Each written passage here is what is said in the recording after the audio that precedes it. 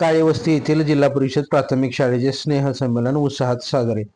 माढा तालुक्यातील काळेवस्ती बेंबळे येथील जिल्हा परिषद प्राथमिक शाळेचे स्नेहसंमेलन उत्साहात पार पडलं. या स्नेहसंमेलनाचं उद्घाटन बेंबळे गावचे सरपंच विजय पवार, प्रमुख पाहुणे दशरथ बाप्पू काळे यांच्या हस्ते दीप प्रज्वलनाने व सावित्री मातेच्या प्रतिमेस पुष्पहार अर्पण करून या कार्यक्रमाला सुरुवात करण्यात आली. या स्नेहसंमेलनात विविध प्रकारच्या गीतांचा समावेश करण्यात आला होता.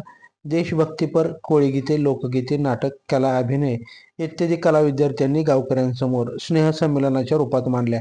हा चिमुकल्यांचा स्नेहसंमेलनाचा कार्यक्रम पाहण्यासाठी आजूबाजूच्या गावातील नागरिकांनी जिल्हा परिषद काळेवस्ती शाळेसमोर गर्दी केली होती.